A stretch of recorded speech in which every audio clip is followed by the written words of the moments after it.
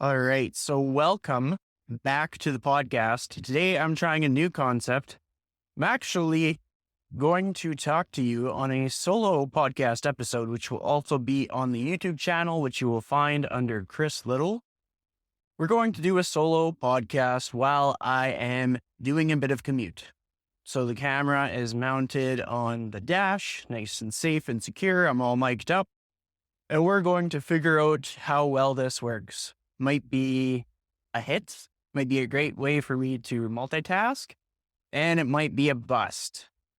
Nonetheless, yesterday actually marked the 1 year mark of since my first class of jiu-jitsu. And so in this episode, I kind of want to talk about the impact and the trickle effect of trying something new. And we can look at that from the perspective of career, and we can look at that from the perspective of just your fitness journey in general. Now, I've had quite a few experiences where I tried taking the path less traveled from the standpoint of changing careers, changing industries, spending the majority of my career as a self-employed contractor, be it that I do contract for other businesses. It's still a very unique, keeps you on your toes position. So focusing in on jiu-jitsu. Now, my biggest takeaways from jiu-jitsu in the time that I've been doing it, I would say, is that I'm a 31-year-old single male, and jiu-jitsu gives me a sense of purpose. For a lot of people my age, they might be having a family. Maybe they are someone's partner.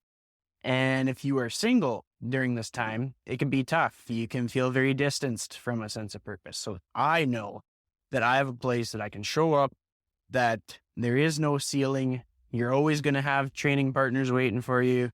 You're always going to have something new to learn. There's opportunities to compete and to really test your skills, to test your limits, to know where your breaking point is. And I think that's essential.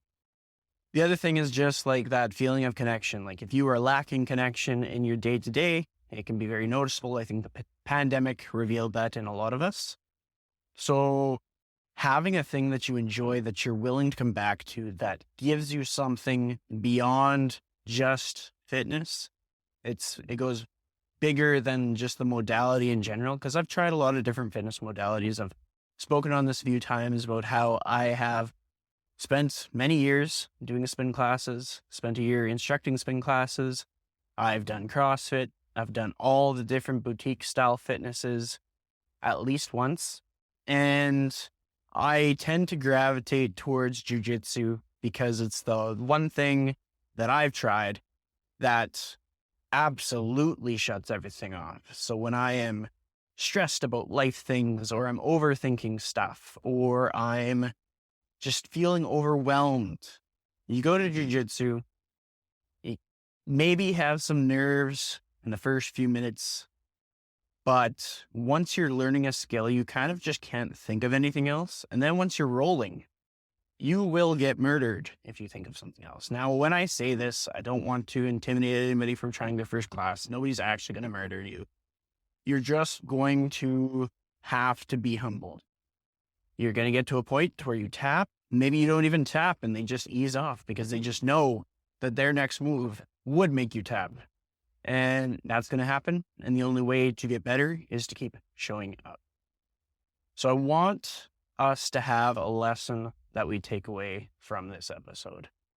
And the thing that I think of the most is how many times people could potentially be in a position, try something new for the first time, and then they don't, because they think, what if? Like, what will people think? Or what if it goes horribly wrong? So to help you relate to me, because maybe you think that I don't get scared to try new things. Maybe you think that I'm just different. I'm probably more chicken than most of the people that listen to this. And I've just been a chicken and pushed myself maybe more times than your average person. All of that to say that when I was first thinking about jujitsu, what inspired me was seeing my like-minded friends doing it and understanding what parts of their character would gravitate towards that sport. It's often very hard workers, very determined people, very passionate people. I was like, okay, I get it. I understand why you would want to improve at something and why you, of all the people, would be able to tolerate that amount of difficulty in a sport. We're not going bowling. It's not easy peasy. Go line up and just practice. You get injured, you get crushed under very large people or completely debilitated by people half your size. There's a lot of elements that go into it, but there were some common key characteristics of the people that are doing it. And so I thought, well, I'm kind of like them, so you'd think I'd like the sport. But the things that I thought about jujitsu actually turned out to not really even be that true.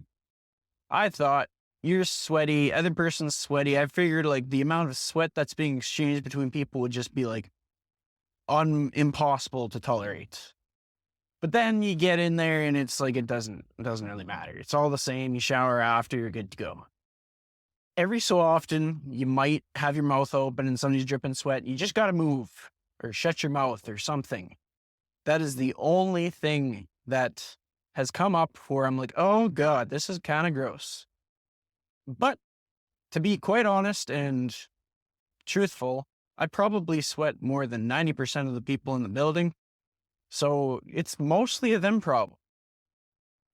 All of that to say that chances are, when you're thinking of trying something new, every single assumption that you have about that thing, you're probably just making it up in your head.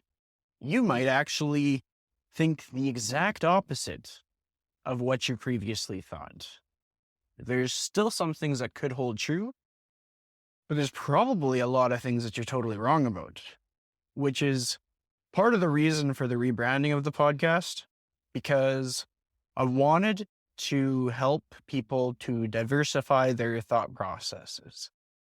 Not so much as going out of their way to find people that are visually different or find opinions that are polarizingly different, but to be able to approach new ideas and really listen and understand the nuance and understand the context so that when somebody is taking one path, you're able to unpack it and see their logic for choosing that path and still be able to disagree if you choose to.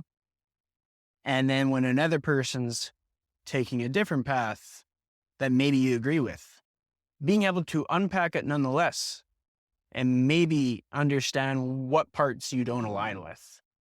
So let's say you have someone that you are aspiring to be. If you are able to see where you don't align, where you don't match up, because maybe for a long time, your biases have kind of had you assuming that everybody that you surround yourself with is exactly like you. But that's not necessarily what you want. You can be aligned in that dogs are man's best friend and that mountains are beautiful. But there's a lot of other things that are very minor details that you don't have to be on the same page with. Some people have different definitions on work-life balance. Some people have different views on altruism. Some people have different points of view on career fulfillment. Some people say you shouldn't do a job that you hate. Other people say that you do what you have to do to live. And one person doesn't make the other person wrong. It's just two different paths. And it's up to you to figure out what works best for you. When it comes to ethical things, there will be a line in the sand. You obviously don't want to put anybody in danger or in harm's way. But at the same time, there's going to be situations where a person may think that everybody has to do something different in order for them to be able to do what they need to do, when everybody could do what they're already doing and just be respectful of each other. But these are all conversations for another day. And it's just that in order to have like a sustainable, active lifestyle, you do need to be able to connect with a lot of different people. Because if that's like your stopping point, you can't exercise because you couldn't see eye to eye with somebody, or you can't pursue something that's different because you made up a story about what it's all about.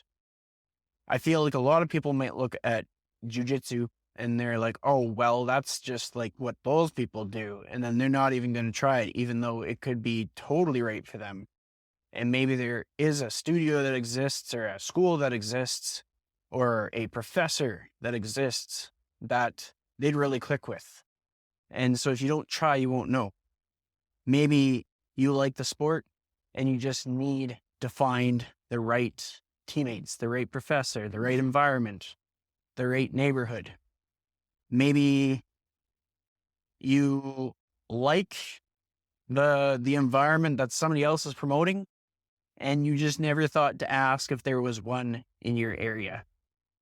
In order to discover a new point of view or new perspective, you kind of have to put one foot in the door. And to give you an example that might be easier to explain, I'll talk about how I kind of started the career change. So anybody who's new here or maybe doesn't know the full backstory, there was a point in my life where I was working in a warehouse, and my job role was warehouse operations. So that included everything from order, packing, shipping, receiving, forklift operation, inventory, delivery with one ton truck. I'd be going all over the place, putting things on the pipe rack, strapping things down to the flat deck. It was kind of one of those roles where if something needed to be done, you do it. And I gained a lot. It gave me the ability to take vacation time and go on trips and learn new hands-on skills and gain confidence in new realms and get out of my comfort zone. But there came a point when it started to dawn on me, like there are certain things that I felt called to do in life.